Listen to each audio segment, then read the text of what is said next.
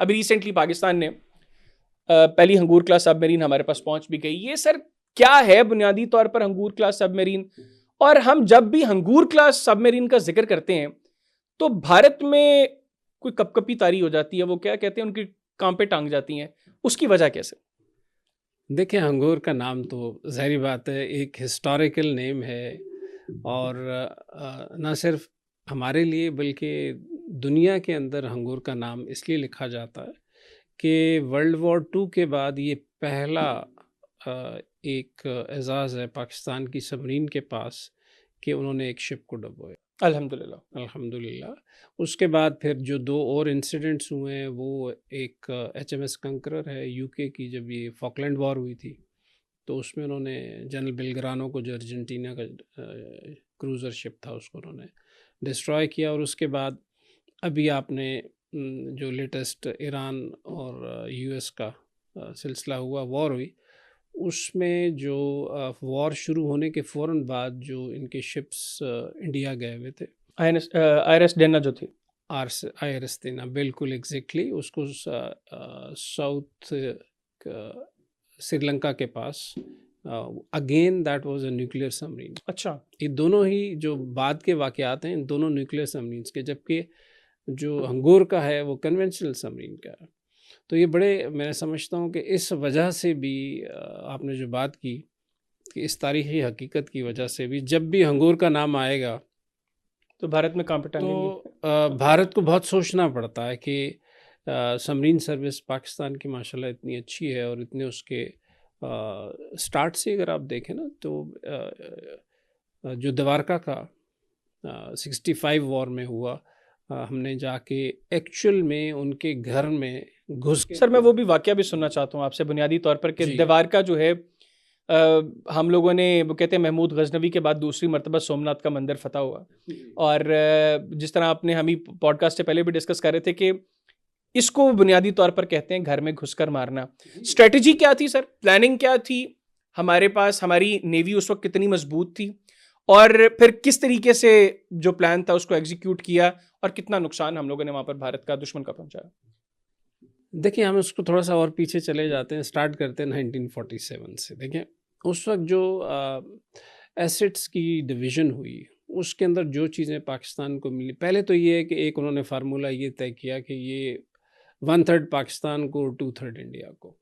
तो चूँकि मैरीटाइम से रिलेटेड मेजर इंफ्रास्ट्रक्चर था इंडिया की तरफ, तो पाकिस्तान को बहुत कम चीज़ें मिली, जिसमें 2 डिस्ट्रॉयर थे, कुछ 6 फ्रिगेट्स थे, और कुछ छोटे शिप्स थे। एक मेरा ख्याल है ढाका हमारे पास टैंकर था। इसके अलावा ना कोई सबमरीन, ना कोई एयरक्राफ्ट। सबमरीन तो खैर थी नहीं, लेकिन ये है कि एयरक्राफ्ट भी कोई नहीं मिला।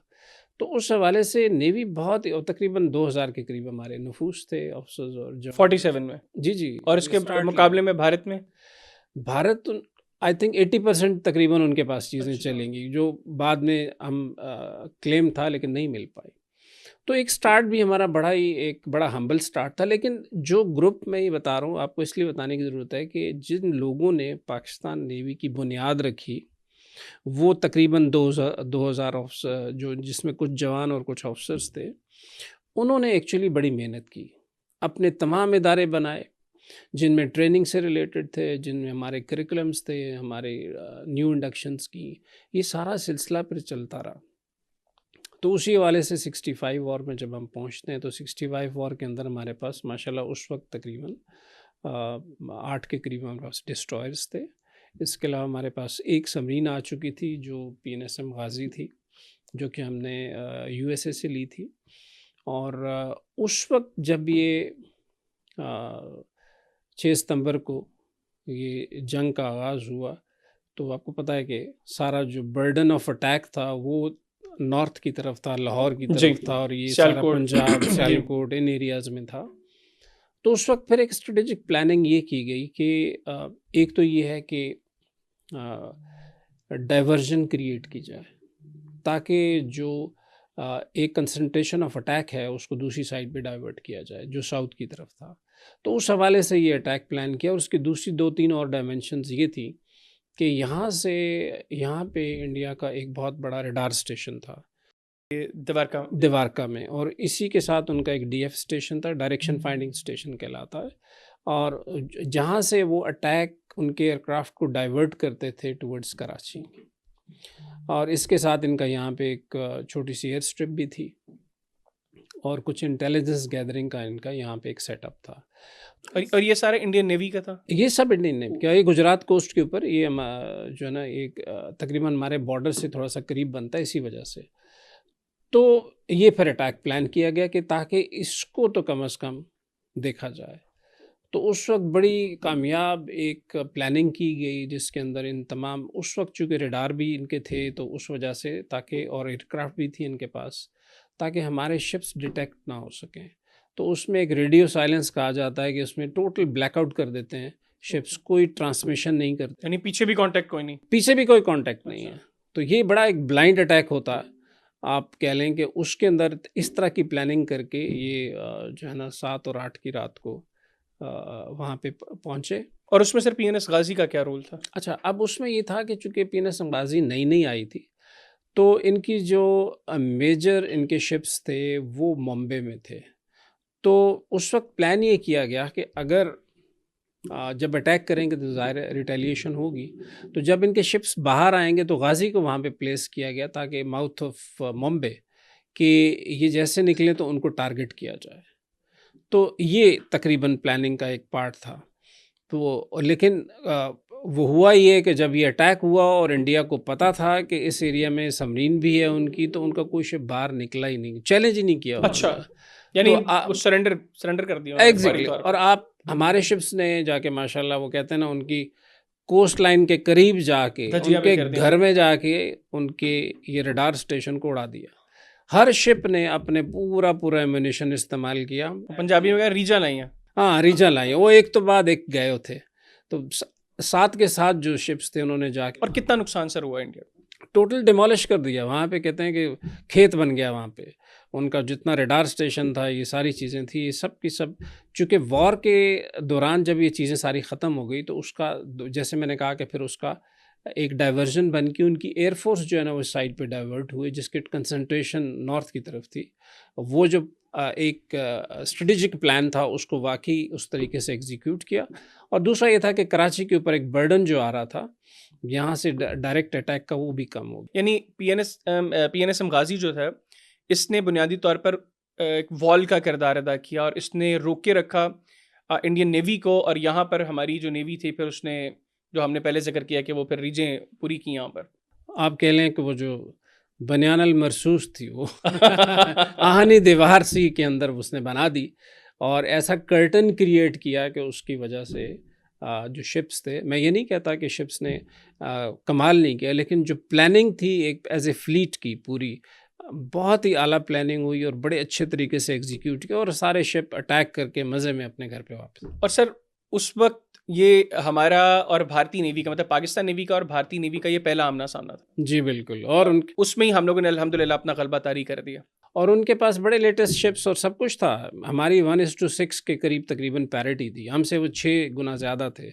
बट फिर भी प्लान करना, जाना और एग्जीक्यूट करके वापस आना, I think hats off to. ये तो सर हम अल्हम्दुलिल्लाह हर बार बात करते हैं कि भारत का मसला है वो क्वांटिटी पर फोकस करता है, हम अल्हम्दुलिल्लाह क्वालिटी पर फिर जो जज्बा है हमारा वो क्वालिटी से जो है वो बहुत बढ़कर है। अच्छा सर मुझे ये बताइएगा, मैं कंपैरिजन भी थोड़ा सा चाहता हूँ। आपने भी कहा कि उस वक्त 65 में ये 1:6 का रेशो था। अभी इस वक्त भारतीय नेवी पाकिस्तानी नेवी की निस्बत कितनी बड़ी है? और वो बड़ी बार बार बात करते हैं कि INS विक्रांत, क्या विक्रांत हकीकतन कोई थ्रेट है पाकिस्तान की नेवी के लिए? मेरा ख्याल है इसको हम कोरिलेट कर लेते हैं, जब अभी इस वक्त हुआ मार्का हक के दौरान। मार्का हक से थोड़ा सा बाद में उसको हम बैक ट्रैक कर लेंगे। अब 2 नेवीज आमने सामने हुई दिन में, एक यूनाइटेड स्टेट्स ऑफ अमेरिका की नेवी, अच्छा ईरान, और एक ईरान की नेवी है। अब इनके दरमियान अगर आप पैरिटी निकालेंगे तो 1:50 निकलती है। 1:50। नो एयरक्राफ्ट कैरियर, सबमरीन्स भी बहुत ही छोटी, इनके पास छोटी छोटी बोट्स हैं। देखें अभी जो मॉडर्न वॉरफेयर है ना, वो size does not matter, it is your planning with respect to your objectives. अगर ईरान का ऑब्जेक्टिव ये था कि मैंने स्ट्रेट ऑफ हॉर्मुज़ को क्लोज करके रखना, उन्होंने कर दी, तो उन्होंने अपनी नेवी उसी तरह बनाई और वो करके रखी। और जिस तरीके से शुरू में ये बयानात आते थे कि हम आए हैं और ईरान सरेंडर करेगा, अब आप देखें क्या हुआ। 180 डिग्री हो गया कि नहीं? नो डाउट, 100% कि ईरान ने अमेरिका को सरेंडर करवाया।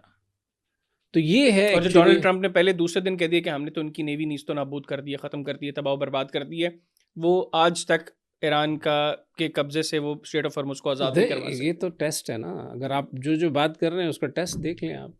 तो कहने की बात ये है कि इसी तरीके से हमारे केस के अंदर भी इंडिया और पाकिस्तान में size does not matter, it is the platform. आपने किस तरीके से अपने थ्रेट को देखा हुआ है और किस तरीके से आप उसकी कमज़ोरी को देखते हैं, और उन कमज़ोरियों के हवाले से फिर आप अपना जो नेवी है उसको डेवलप करते हैं। तो उस हवाले से अब देखें, हमारे पास है तकरीबन 1000 कोस्ट लाइन है किलोमीटर। अब इंडिया के देखें तो 7000 से ज़्यादा की किलोमीटर उसकी है, और उसका पूरा जो बल्ज है, यानी उसका पेट जो है वो सी के अंदर है। तो उसको तो इतना बड़ा डिफेंड करना है ना, हमें तो छोटा एरिया डिफेंड करना है। तो हमने दूसरा ये कि हमारी नेवी या आर्मी या एयरफोर्स जो है वो इस तरीके से नहीं बनाई कि हमने किसी पे अटैक करना है। हमने ये बनाई है कि अगर अटैक हुआ तो हमने दिफा करना है, तो ऐसा दिफा करना है कि याद रखोगे। ठीक है ना। तो ये उस तरीके से बड़े इफ़ेक्टिव प्लेटफॉर्म्स लिए गए हैं, बड़ी इफ़ेक्टिव चीज़ें बनाई गई हैं, जिनका कि आप वॉर पोटेंसी आप कह लें बहुत ही ज़्यादा है। तो उस हवाले से मैं ये कहूँगा कि इसको आप बैक ट्रैक कर लें, मार का हक पे ले जाते हैं।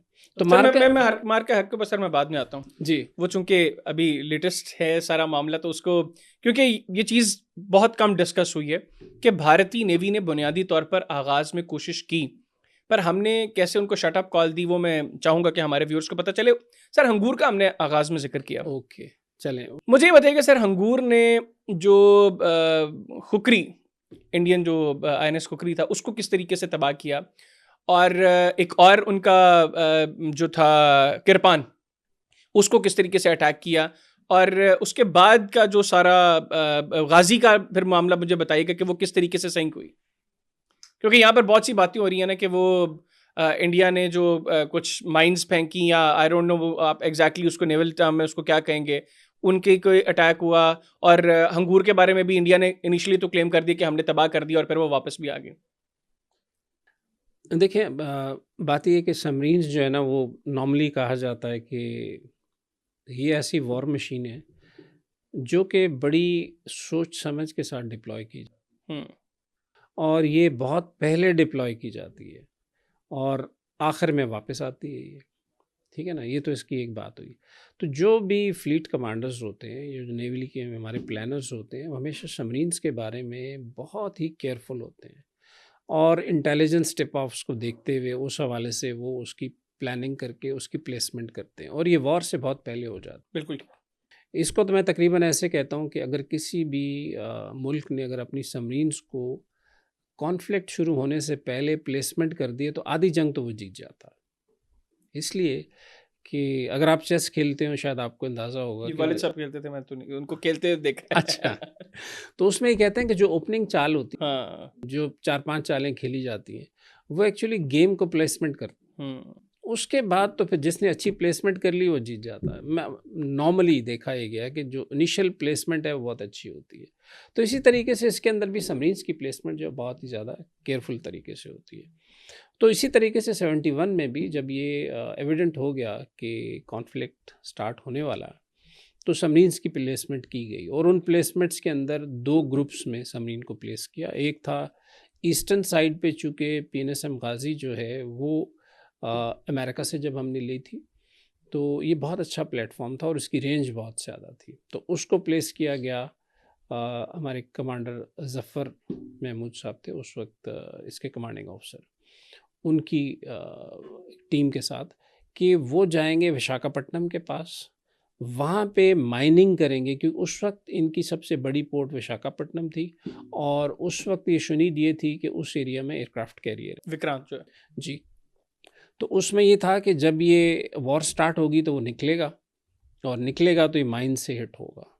तो ये एक स्ट्रेटेजिक डिसीजन लिया गया। दूसरा ये था कि वेस्टर्न साइड के ऊपर भी हम प्लेसमेंट करें सबमरीन, तो इस एरिया में भी हमारी सबमरीन्स लगाएगी। तो जो हंगोर थी ये गुजरात में दीव हेड के साथ नीचे।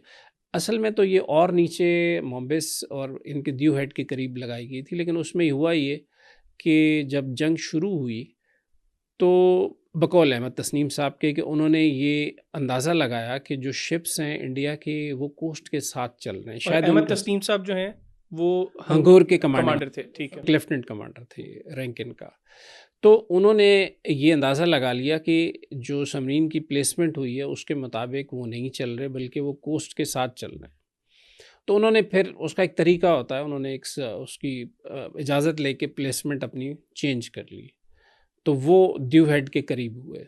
अब यहाँ पे उनके 2 शिप्स थे। अब ये मैं ये कहूँगा कि इनकी प्लानिंग का पार्ट था कि उसके अंदर शायद इस सिग्नल को थोड़ा बहुत कहीं इंटरप्रेट कर लिया गया कि इस एरिया में कुछ सबमरीन है उनकी। जी, उसमें कहते हैं कि वो तकरीबन 65 फीट की डेप्थ थी उसकी जी, और फिर वो कुछ थोड़ा सा ऊपर के 40 फीट पे तो उन्होंने फ्रिगेट्स एक्चुअली इस एरिया में भेजे, ये जो किरपान और खुकरी और किरपान को, तो ये यहाँ पे भेजे गए। अब उनका जो हिस्ट्री में और मेरी चूँकि मेरी मुलाकात रहती है अहमद तस्नीम साहब से भी, तो उनकी जो याददाश्तें हैं उनके अंदर ये है कि उन्होंने कहा कि मुझे लगा कि ये एक पैटर्न में चल रहे हैं शिप्स, उसको कहते हैं कि सबमरीन का एक सर्च पैटर्न चला रहे हैं और वो सबमरीन के अगेंस्ट ही होता। तो उन्हें अंदाज़ा हो गया कि ये सबमरीन को लोकेट कर रहा है। तो उन्होंने अपने आप को थोड़ी देर उनको ऑब्जर्व किया, ऑब्जर्व करने से उन्होंने एक पैटर्न निकाल लिया इनका कि ये इस पैटर्न में, ये इस पैटर्न पे चल रहे हैं। तो उस पैटर्न के अंदर आके उनके सामने ये टारगेटिंग पोजीशन ली उन्होंने, और उसमें उन्होंने जब पहला अटैक किया वो मिस हो गया। अच्छा, और पहला अटैक किसको किया? किरपान को। ओके। तो वो अटैक जब मिस हुआ तो होता ये है कि अगर आपको सबमरीन का पहला कोई चीज़ ऐसी जो अटैक मिस हो जाती और शिप को पता चल जाता है, जो उनको पता चला, तो फिर वो सबमरीन के लिए सुसाइडल हो जाता। ओके, यानी पहला टॉर्पेडो फायर किया जी, और वो नहीं लगा, तो अब उसको कहते हैं कि इंडिस्क्रिशन हो गया। मतलब ये है कि उन्हें पता चल गया कि इसके करीब सबमरीन है। अब आप देखें कि सबमरीन की पोजीशन का पता चल जाना जनरली, और साथ ही साथ कोई डेप्थ चार्जेस भी उन्होंने स्टार्ट कर ली, तो उस माहौल में कमांडिंग ऑफिसर ने अपने नर्व्स को कंट्रोल रखा कि मैंने भागना नहीं है, और वो उस माहौल में वहाँ पे रहे। और उन्होंने जब ये पहला शिप करीब आया कुकरी, तो उसको उन्होंने टारगेट किया।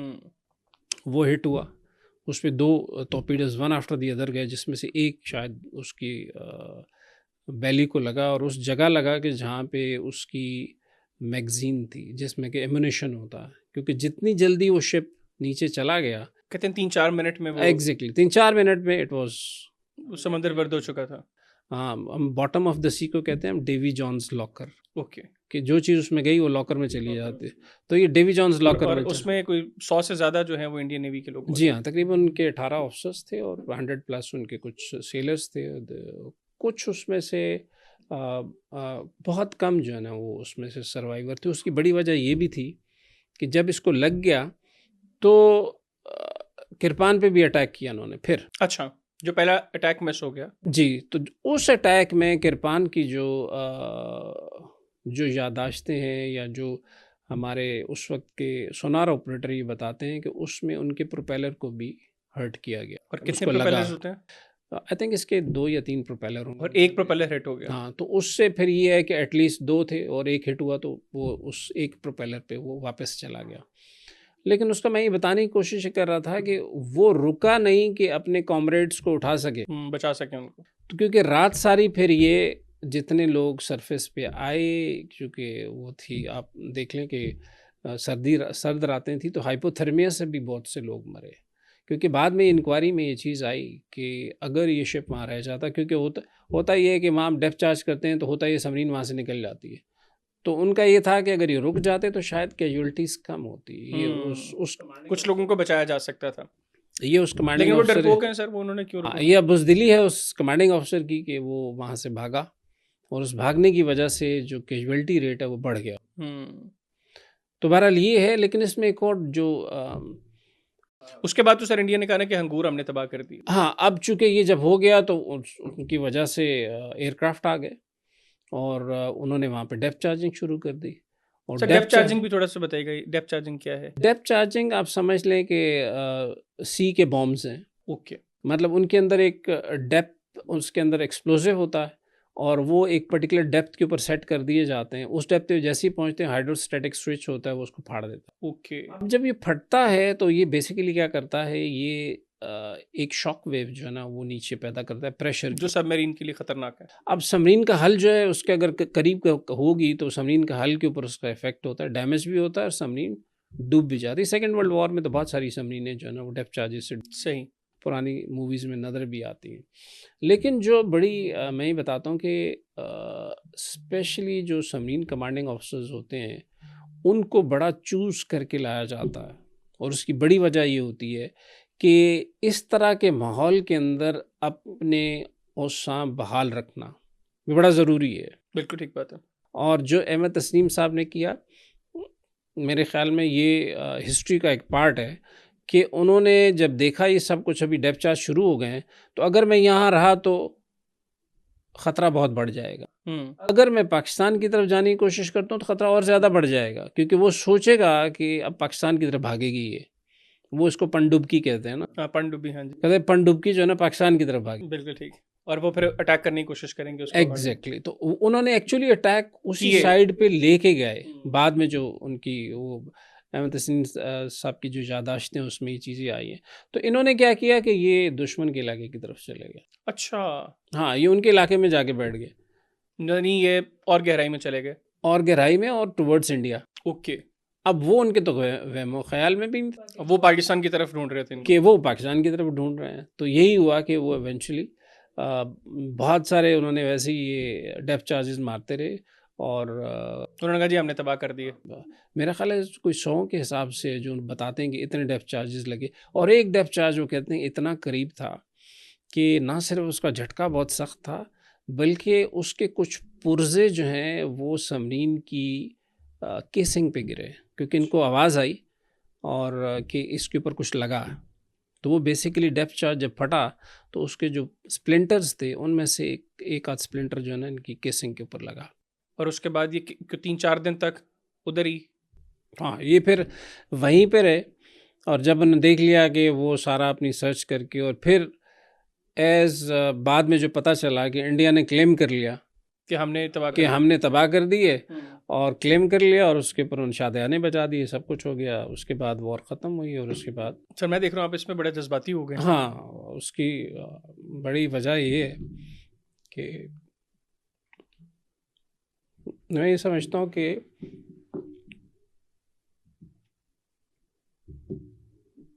Sir no problem.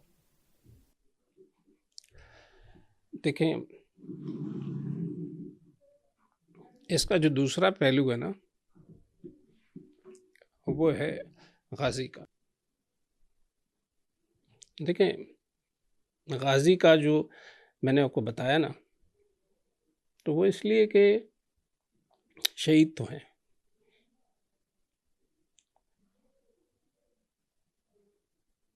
सर शहीद का रुतबा बहुत बुलंद है, और जिस मकसद के लिए उन्होंने शहादत दी वो मकसद भी बहुत बड़ा था सर।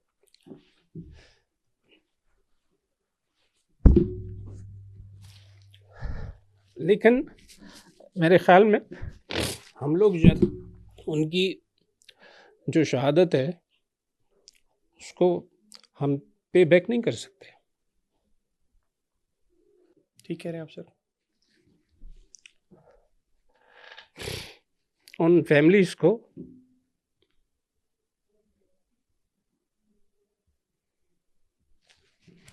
बहरहाल, तो अब इस तरफ आते हैं कि ये देखें, हम कह तो देते हैं बहरहाल शहीद हैं, लेकिन फैमिलीज़ के लिए एक थ्रू लाइफ उनके लिए एक ऐसी चल पड़ती है कि सर आपकी कभी उनमें से किसी की फैमिली से को मुलाकात हुई? और उस सिस्टम में हम क्या करते हैं कि जो भी हमारे शोधाएँ हैं, जो भी हमारे, उनकी फैमिलीज़ को बड़ा ख्याल रखा जाता है, उनकी बाकायदा उनसे मुलाकात भी रहती है, उनसे, उनके बच्चों के साथ, उनकी बाद में जो उनकी शादियां हैं उसके अंदर जाना, उनको देखना, ये बहुत तरीके से किया जाता है। बिल्कुल ठीक। लेकिन मैं समझता हूँ कि ये बड़ा एक ऐसा सिलसिला होता है, क्योंकि मैं इसलिए कह रहा हूँ कि गाज़ी का भी जब ये हो गया तो चूँकि पता नहीं चल रहा था कि गाज़ी के साथ हुआ क्या। और जैसे मैंने बताया कि गाज़ी वहाँ पे ड्रिफ्ट होने के बाद अपने ही माइंड से उसकी शहादत हो गई। तो फिर सर ये गाजी के बारे में तो कहा जाता है ना कि गाजी स्टिल अलाइव। हाँ, इसलिए कहा जाता है कि उसके अंदर अभी जितना भी एमुनेशन है वो भी अलाइव है, इसीलिए Ghazi is still a threat to India. Is a still threat to India. उसको हाथ नहीं लगा सकते वो, इसीलिए हम कहते हैं Ghazi still alive and still on the mission. जैसे वापस अंगूर पे आते हैं सर, वो 4-5 दिन भारतीय पानियों में जो है वो अंगूर रही, और इंडिया ने क्लेम कर दिया जी कि हम लोगों ने बदला ले लिया है और हमने तबाह कर दिया। फिर sir all of a sudden किस तरीके से अंगूर की वापसी हुई? हाँ, ये फिर ज़ाहिर है जब ये सारा डेप्थ चार्जेस ख़त्म हो गए, ये सारा सिलसिला ख़त्म हो गया, तो फिर कमांडिंग ऑफिसर ने फैसला लिया, ओपन अप किया अपने आप को, डेंजर से दूर लेके गए, और फिर ये ओपन सी के थ्रू। सर आपने कभी पता कि क्या था फिर जो फर्स्ट कांटेक्ट इस्टेब्लिश हुआ उस वक्त, जहाँ पर कांटेक्ट इस्टेब्लिश हुआ वहाँ पर क्या जज्बात थे? क्योंकि 4-5 रोज़ कांटेक्ट कोई नहीं था, इंडिया ये कह रहा था कि हमने तबाह कर दिया है, तो डेफिनेटली वहाँ पर तो लोग इस हवाले से कंसर्न्ड होंगे।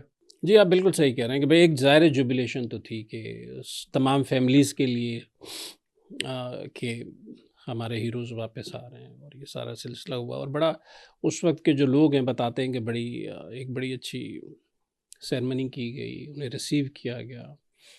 फिर ज़ाहिर है ये सर आपकी फैमिली से भी, आपके फादर इन लॉ? जी, मैं जो कमांडर अजीज़ साहब हैं अभी माशाल्लाह हयात हैं, माशाल्लाह। तो वो अ, मेरे रियल अंकल भी हैं और मेरे फादर इन लॉ भी हैं। तो और उनकी अंगूर पे? ही वाज द इनके क्रू मेंबर थे, अहमद तस्नीम साहब के। ओके। और जो वेपन की प्रिपरेशंस थी और फायरिंग थी उसमें उनका बड़ा किरदार है। यानी जो खुकरी को और कृपान को मारा।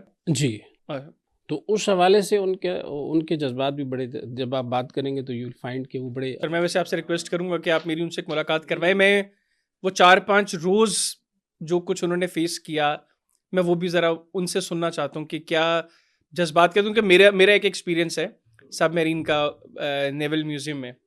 वो थोड़े से छोटे से पानी में है वो सबमरीन, लेकिन जो 10-15-20 मिनट मैंने उसमें गुजारे, मैं तो एटलीस्ट बहुत ज़्यादा खौफज़दा था। और आपने तो बहरहाल, आपका तो माशाल्लाह वर्ल्ड रिकॉर्ड भी है 163 डेज कन्वेंशनल जी, सबमरीन का। अल्हम्दुलिल्लाह, अल्लाह हैज़ बीन वेरी काइंड कि मैं अपने क्रू को उस चीज़ का एज़ आप सबमरीनर हैं? जी, आई एम आल्सो सबमरीनर।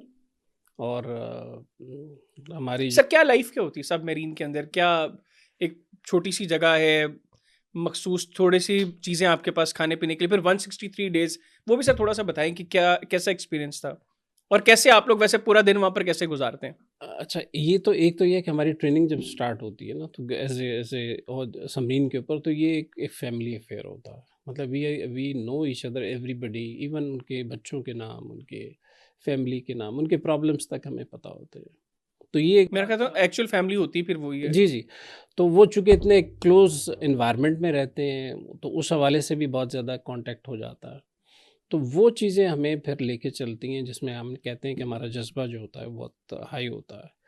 तो उस हवाले से मैं समझता हूँ जितने भी मेरे सबमरीन का क्रू था, मैं आज भी मेरे साथ इन कॉन्टैक्ट रहता है, बड़ी अच्छी उनसे बातचीत रहती है। और एक सबमरीन में नॉर्मली कितने लोग होते हैं? जो ये गाज़ी थी तकरीबन 80 के करीब इसमें थे, और जो बाद में अभी चूँकि टेक्नोलॉजी ज़्यादा बेहतर होती जा रही है तो क्रू कम होता जा रहा है। ओके। फिर अगुस्तास जो डेफनी क्लास हैं, डेफनी भी तकरीबन 45 टू 50 के दरमियान ये होते थे। फिर अगुस्ता चूँकि साइज़ में बड़ी आई, अगुस्ता 90 बी जो हमने फ्रांस से ली, जी। तो वो भी तकरीबन 55 टू 60 की रेंज में उसमें होते थे। बिल्कुल ठीक। अच्छा सर, अब मार्का हक पे आते हैं। हमने ये चीज़ वो है जो शायद बहुत कम डिस्कस हुई है कि इंडियन नेवी ने कोशिश तो की थी कि वो पाकिस्तान पर पानी के रास्ते अटैक करें, और विक्रांत को भी सुना है कि थोड़ा बहुत हिलाया जुलाया था उन्होंने। हुआ क्या था सर? इंडियन नेवी ने क्या किया, और फिर हम लोगों ने ऐसी क्या शटअप कॉल दी उनको कि वो उधर ही जो है वो चुप करके हाथ जो है वो मुंह पर रखकर खामोशी से बैठ गया? अब जैसे मैंने पहले कहा था ना कि जब भी कोई इस तरह का इमिनेंट होता है सिलसिला, तो submarines are the first one to be placed. तो उस हवाले से जब ये हुआ था पहलगाम का जब वाक़या हुआ, तो पहलगाम के वाक़े के बाद, और चूँकि उससे पहले पुलवामा का एक रेपुटेशन नज़र आ रहा था कि अब ये किस तरफ जा रहे हैं, एक फॉल्स फ्लैग हो गया है, अब उसके बाद आगे किधर जाना है, मिस एडवेंचर करेंगे। तो वो तकरीबन 23 को जब ये हुआ, तो उसके फ़ौरन 22 को ये हुआ, और उसके बाद से एक रिटॉरिक्स शुरू हो गए। और उसके साथ साथ चूँकि इनका भी एक इलेक्शन का पैटर्न भी है कि इलेक्शन आ रहे होते हैं तो इस तरह एंटी पाकिस्तान एंटी रिटॉरिक्स शुरू होते हैं। तो उसमें था कि कहीं ना कहीं ये कुछ शरारत होगी। तो उसी हवाले से एयरफोर्स, हमारी आर्मी, हमारी पाकिस्तान आर्मी और नेवी तीनों ही अलर्ट में आ चुकी थी। तो उस हवाले से जो इनिशियल प्लेसमेंट थी नेवी की, वो भी साथ साथ कर दी गई, ताकि अगर कुछ चीज़ होती है तो नेवी उस वक्त जो है ना वो ट्रैप ले करके बैठी हुई हो, तो वो ट्रैप ले कर दिया गया।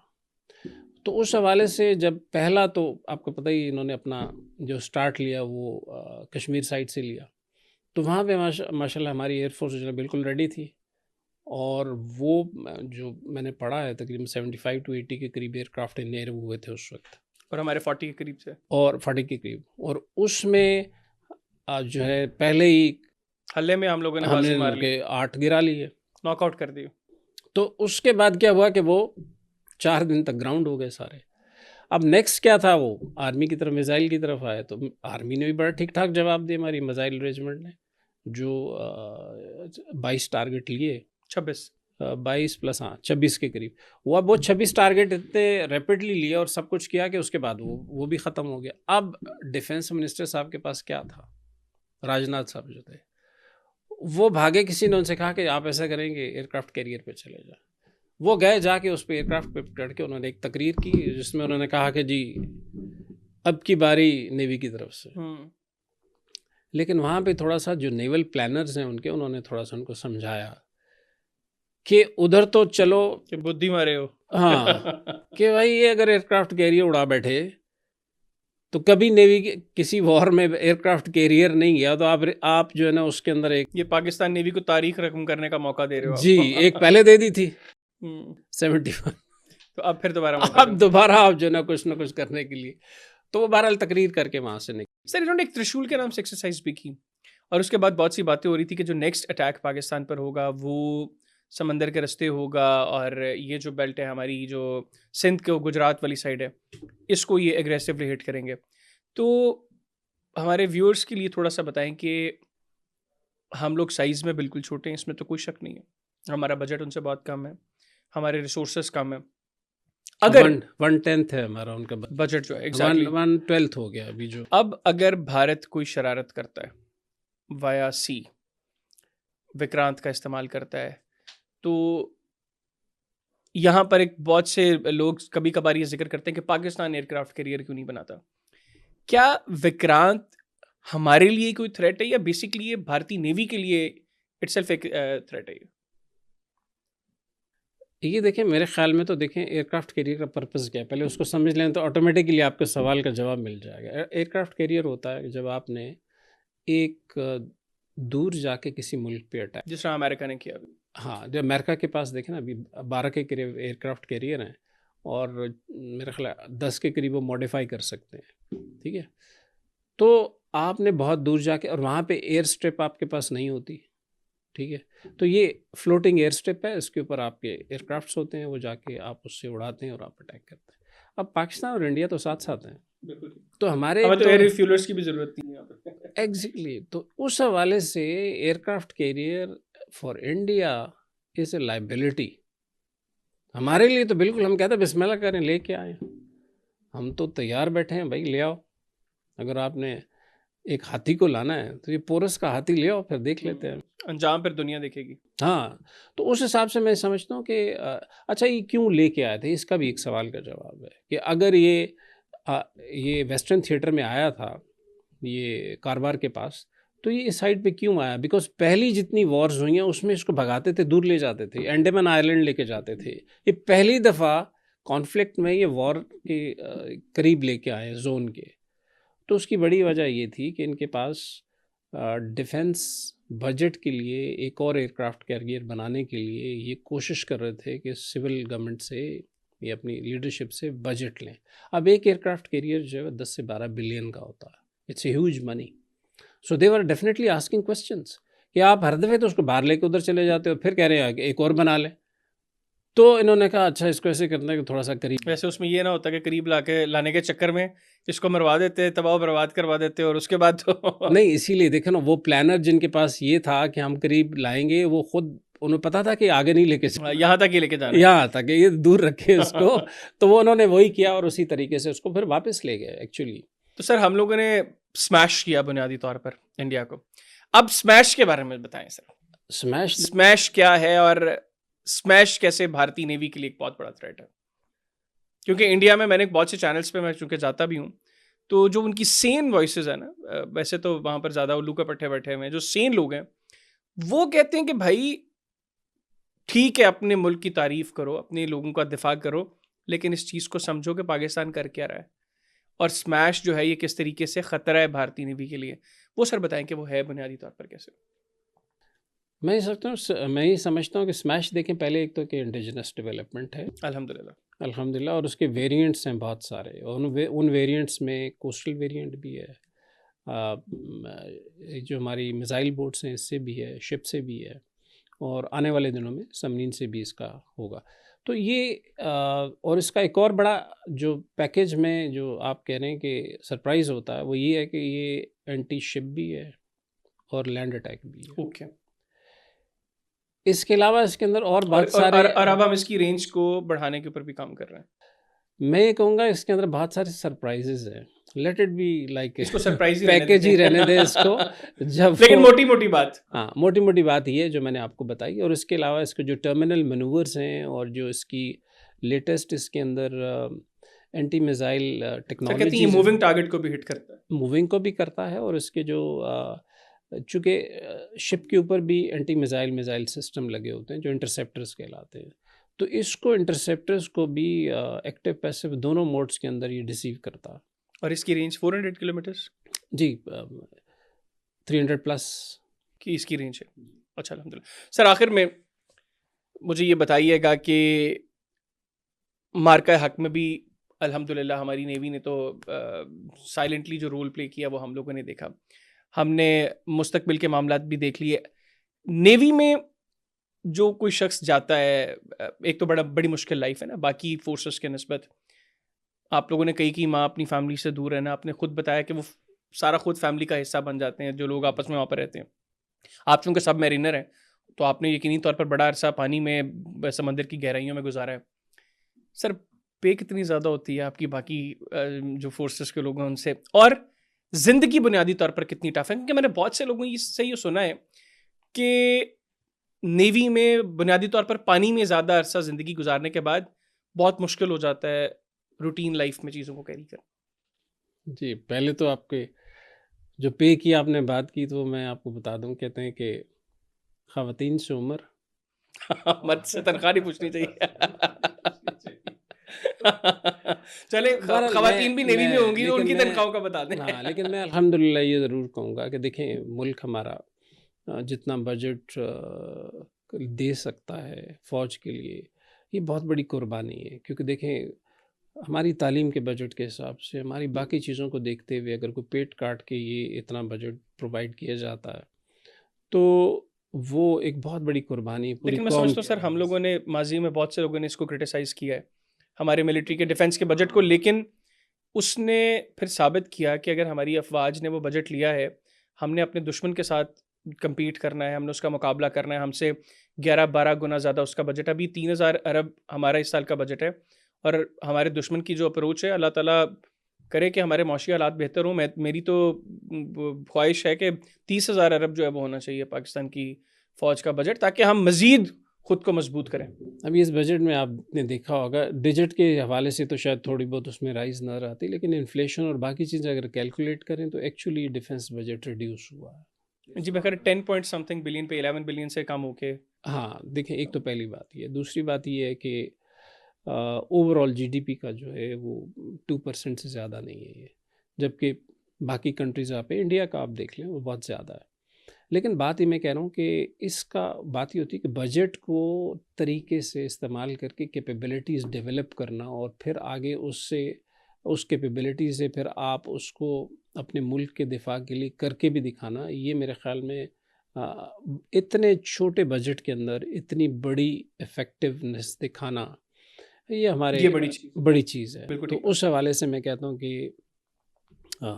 ये एक ऐसी कौम जिसके पास जज्बे से ज़्यादा मतलब सबसे कीमती असासा उसकी ईमान है, जज्बा है, और ये चीज़ें हैं।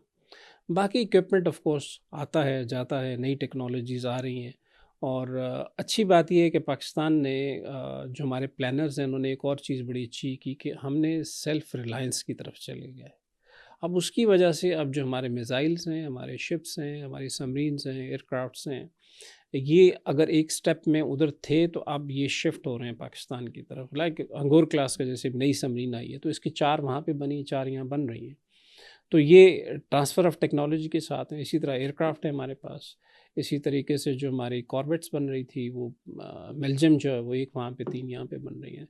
2 हमारी जो रोमानिया में बनी, उनकी 2 उधर बनी, 2 पाकिस्तान में बनी। अब हमारा जो मेजर अभी कॉम्बेटेंट खुद डिज़ाइन करके डिज़ाइन बोर्ड से जिना क्लास फ्रिगेट है, it is in totality made in Pakistan अल्हम्दुलिल्लाह। और वो इंशाल्लाह जल्द वो भी एक उसकी मटेरियलाइजेशन होगी। तो मेरा ख्याल है ये चीज़ जो है ना, और उससे फिर बजट भी कट डाउन होता है, उससे ये क्योंकि हम खुद बना रहे हैं चीज़ें जी। और पॉलिसी में भी आपके पास कोई फॉरेनर ट्विस्टिंग आर्म की कोई नहीं हो, आपके इख्तियार में है चीज़ें, आपने खुद बनाई है, आपने खुद उनको चेंज भी करना है, उसको अपग्रेड करना है, आपने किसी के साथ इंटीग्रेट करना है, और तो उसमें सरप्राइजेस भी बहुत ज़्यादा आप खुद जनरेट कर सकते हैं। JF-17 सारा हमारे पास अब आ गया, उसका सिलसिला इसी तरीके से और सारी सिलसिले। तो मेरे ख्याल में ये है उसमें। सर आखिर में मैं एक पॉइंट बड़ा मिस कर गया, बड़ा अहम पॉइंट है वो सर सेकंड स्ट्राइक कैपेबिलिटी का। Do we have the second strike capability? If yes तो कैसे? अच्छा देखिए, सेकंड स्ट्राइक कैपेबिलिटी है क्या?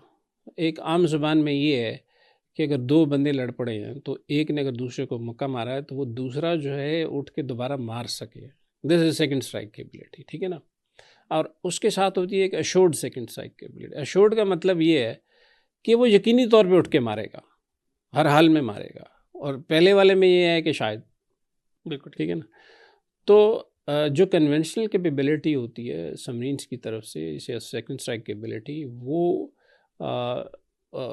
थोड़ा सा कंप्रोमाइज़ ज़रूर होती है, क्योंकि इसलिए कि उसके अंदर सबमरीन्स ने अपनी कुछ स्नॉकलिंग वगैरह करनी होती है तो डिटेक्शन के चांसेस हो सकते हैं। दूसरा ये है कि जो अश्योर्ड सेकंड स्ट्राइक कैपेबिलिटी हमेशा न्यूक्लियर सबमरीन से होती है।